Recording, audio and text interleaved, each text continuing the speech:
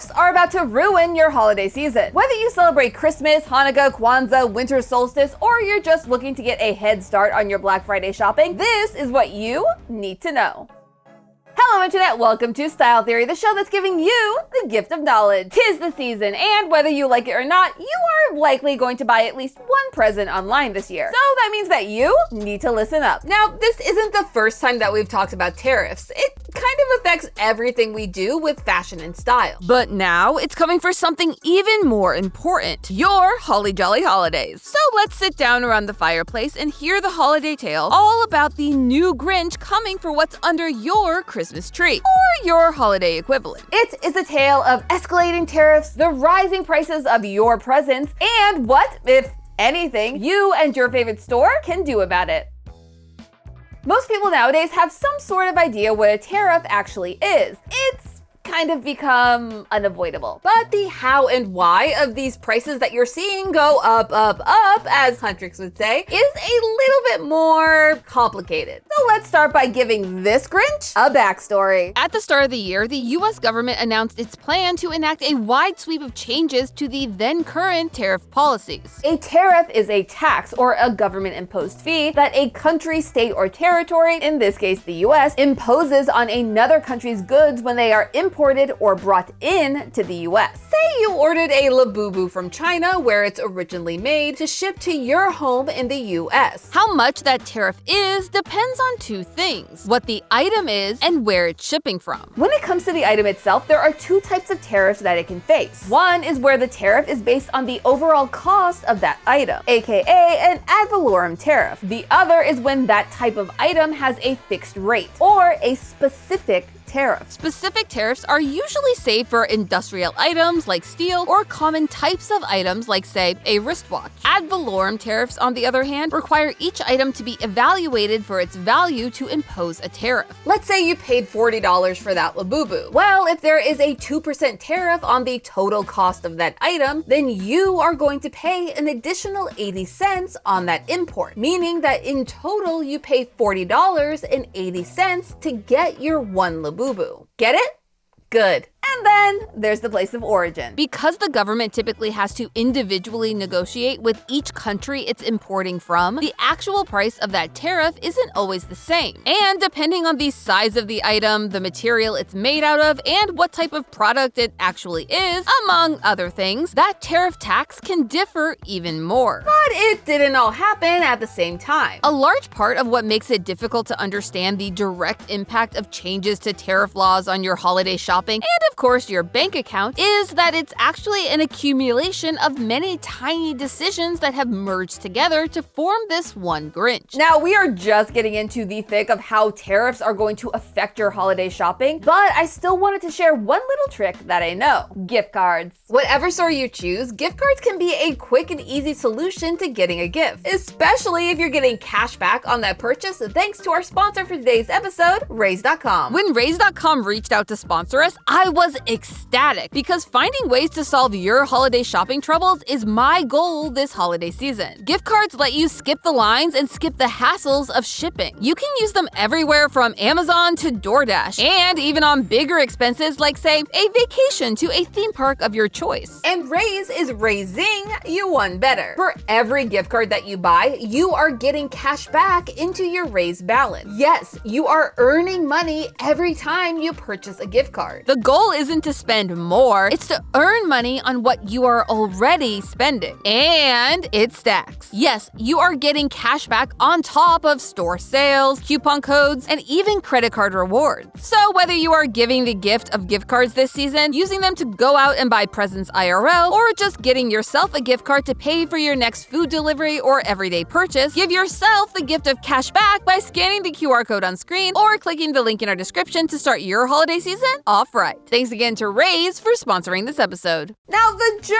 to the tariff prices that we're seeing this holiday season has been a bumpy ride, to say the least. As this chart from Axios.com illustrates, over the past year, the average tariff cost has been in flux. At the start of 2025, the average tariff was sitting around 2.4%, which was already up from the previous 1.6% back in 2017. Since the rollout began in February of 2025, tariffs have jumped between an average low of of 6.9% to a record high of 28%. As of the recording of this episode, there is a minimum of a 10% tariff on all imported goods. Though imported goods from specific countries like China, Mexico, and Japan have been given higher tariffs. And most of the US's other main import partners have what is called a reciprocal tariff, meaning that if a country, like say the fictional land of Genovia, had a tariff of 14% on US imported goods, the US would counter that with a 14% or more tariff on the goods imported from Genovia into the US. Technically, tariffs are meant to encourage shoppers to shop within their own country. However, with how global the economy and marketplace has gotten, it's not quite that simple. Many US-based businesses still import goods from other countries to be able to produce their own item, especially small businesses. But because most small businesses are not ordering at a huge scale, they used to be able to avoid getting grinched by tariffs thanks to the de minimis exemption. This was a legal loophole that let any import under $800 come into the country duty-free, meaning without paying a tariff. But as of August 2025, this was suspended for all countries. TLDR, it's gotten very pricey to bring anything into the US, but that's only part of the problem. Y'all, the tariff Grinch didn't just raise prices. They dropped them, raised them, dropped them again, and then raised them even higher. Which has actually caused a situation that is scarier than the actual Grinch itself. When we're planning our holiday budgets and checking them twice, we are trying to take our dollar and stretch it as far as it can go. Pew! Look at it go. But that's a little hard to do when no one, not the consumer or the company, knows what an item is going to cost from day to day. But while we don't have previous data on the current problems that we're facing, we can break this big unknown down into 3 less scary presents for us to unwrap and understand. Yes, that's presents with 3 P's. The first P stands for prices, which is the most obvious problem when you're talking about tariffs. If you live in the US, you've already seen the rising prices over the last few months. But when prices go up, who pays for it? No, it's not the Grinch. It's everyone else. When it comes to paying tariffs, there are 3 levels of where that payment can come from. Level 1 is the company itself. Whenever a company brings an item or material into the US, they pay a tariff.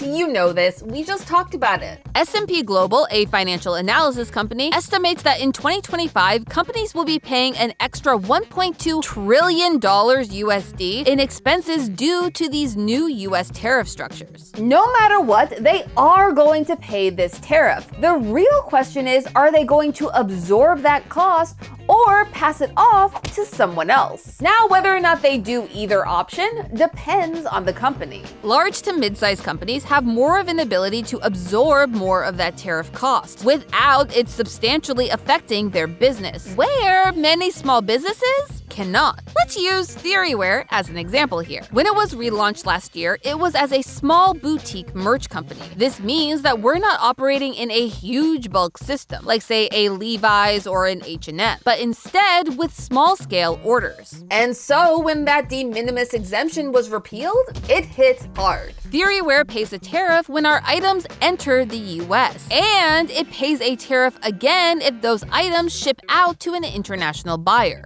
And during our first launch, we saw immediately how those tariffs impacted our theorist community. And so we had to make a choice, and it was one that we were very lucky to be able to make. Moving forward, instead of letting tariffs raise the prices for our community, Theoryware is absorbing all of that tariff cost. Say the tariff on our Theorist Multiverse hoodie was $12. Instead of adding that onto the price of our hoodie, Theorist is going to be paying it and absorbing that cost for you.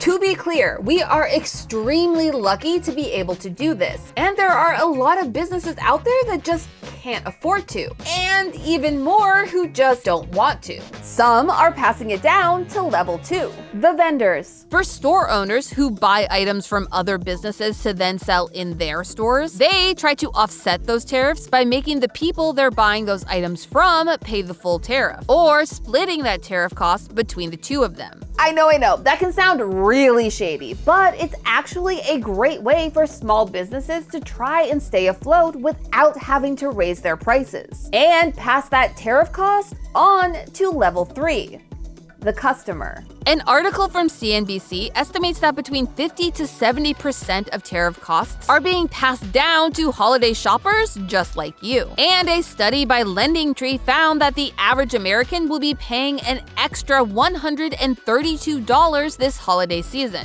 Remember, that's on top of your already planned holiday budget. So if you were planning to just spend $300 this year, suddenly to get those same items, you are having to spend $432. Not cute. But all of that depends on what items you're looking to buy. Which brings us to the second P of our presents: products. Not all tariff prices are created equal, and some types of items are feeling the Grinch more than others. Electronics are going to be pricey. Most electronics include metal, which has been hit hard since the start of these tariff updates. And if you're looking to upgrade your gaming console, well, be prepared to pay up. Xbox, PlayStation, and Nintendo have all made statements about the current state of their pricing. And there's the fact that depending on what changes are made to the current tariff structure in the next month, week, or even day, prices could still go up even more. That same LendingTree report estimates that electronics could add upwards of $186 to your holiday budget this year. Clothing and accessories are also getting up there, and are expected to cost you an extra $82. This is due to the large dependency on China for textiles and general manufacturing in this area. China has specifically been targeted multiple times over the course of 2025 for higher tariff prices. Yes, even if your items are made in America, there could still be hidden tariff fees depending on where they source their material, among other factors. We actually have a whole short about that if you want to learn. Companies like G3 Apparel Group, which owns brands like Converse, Champion, and Levi's, are already anticipating upwards of $155 million in tariff costs. Toys also depend on China for a large portion of their manufacturing. While they are only expected to add an estimated $14 minimum to your holiday budget, the real hit is in variety. Since most companies have already ordered their holiday stock in anticipation of more tariff changes, the amount of unique items you have to choose from is likely going to be fewer than in previous years. And the popular ones are likely to sell out even faster than normal, with companies like Bratz, Mattel, and Hasbro already issuing statements. And the same is true if you're planning to buy beauty products or self-care items this holiday season. Yeah, we're all gonna be rocking that no makeup look this holiday season. The final P in our holiday present stands for piles. And it brings us back to that de minimis exemption that I mentioned earlier. You know, if tariffs are the Grinch, then de minimis is definitely his dog Max. He didn't technically do anything wrong, but he's guilty by association. Whenever an item is imported into the US, it has to go through customs. This is where items are reviewed and, if needed, evaluated for their tariff cost if it's not a specific tariff. Which is normally fine. I mean, this is how we've operated for literal years. But with the suspension of the de minimis exemption, suddenly things are a little backed up. To put it simply, customs is constipated. Where previously packages under $800 would not be stopped, now they have to be checked. Now, if we were only talking about a few hundred extra packages, things would probably be fine. The problem comes from the fact that most orders by the everyday shopper are a small value package that would have fallen under the de minimis exemption, except now they can't. This rapid and unexpected increase in packages being held at customs has resulted in packages getting stuck. And the piles of presents trying to make it home for the holidays is only growing. As a representative from USPS told NBC News, because of the changes to U.S. import regulations, we are seeing many packages that are unable to clear customs due to missing or incomplete information about the shipment required for customer clearance. If for any reason they're unable to get that missing information to clear the package to ship, it falls into one of two options. Option 1, it gets shipped back to the original sender. This is the preferred outcome, as it typically results in a refund and lets you resolve the issue with the person or store that you placed the order with. But option number 2 isn't as easy to fix. U.S. Customs gives shipping companies like UPS the right to dispose of shipments that are not able to be cleared for delivery. Yes, you heard that right. Destroy, throw away, get rid of, bye-bye. And there may be nothing you can do about it, both as a customer and as a store owner. As an email from UPS to a customer based in Stockholm read, "We are sorry, but due to the circumstances and the perishable nature of the contents, we are now required to proceed with destruction of the shipment in accordance with regulatory guidelines. There is no need to contact our call center for further information or to attempt to clear this shipment." This can be done without any approval of the person who shipped it or the person who ordered it. And going into the holidays, this pileup is expected to get even worse. But is there anything that we, the holiday shopping who's down in Whoville, can actually do to save the holidays? Even with the Grinch and his sleigh full of tariffs on the horizon, most of us still want to celebrate the holidays and give our loved ones a little gift to show we care. So, what can we do? First, if you haven't already, start planning your holiday shopping right now. Like, literally right now. Go pull out a paper, I'll wait. Okay, I can't actually wait, but start now. Not only will this help you keep your holiday spending within your budget, it will help you know where and when to buy. If you are shopping in-store this holiday season, get in early. Limited stock and shipping delays mean that if you miss out on this season's hot ticket item, you may not get another chance. If you know that a specific item is at the top of your loved one's wish list, call the store ahead of time to see if it will be in stock on the day that you plan to go. If it's on order to arrive at the store soon, or if you will need to place an order yourself to get your hands on it. And if you are shopping online, order early. Shipping delays mean that if you need something at your door by your holiday event, you need to start right now. And with Black Friday just around the corner, it will make those piles of items trying to get into the US that much bigger. Apps like Shop can help you keep track of your packages, and most shipping companies also have their own version of tracking. In theory, a shipping theory, this should alert you ASAP if there's something wrong with your order, and hopefully keep your order from being destroyed. Second is to consider what stores you're actually shopping from this season, and ask yourself these questions. Are they being transparent about what tariffs you are going to have to pay? Is this company absorbing some or all of those tariff costs so that you don't have to pay more? Where is this item shipping from? Is it already in the US, or will it have to pass through US Customs? And number 3, have a backup plan. I'm gonna be real with you. The Grinch and his sleigh full of tariffs have really made this holiday season unpredictable. Even with the best planning, something can still go wrong. Be prepared to have to find a last-minute replacement for your first choice present, or to print out an IOU for an item that's still in transit. And when in doubt, a gift card can save your butt. And no, I'm not just saying that because we are being sponsored by Raise.com and you can get cash back on every gift card that you buy through them. That is just a happy accident. The magic of the holidays. Listen, this is uncharted territory for all of us. And even experts are saying that we don't really know the full impact of these tariff prices yet. And we probably won't until sometime in 2026. However, it's important to remember that while gifts are great, the best gift that you can give this holiday season is the gift of your time to the people who love you. But hey, that's just a theory, a style theory. Keep shopping smart. Up next on Style Theory. Labubu has changed the world, but has it been for the better, or has the Labubu Delulu set us up for a failulu?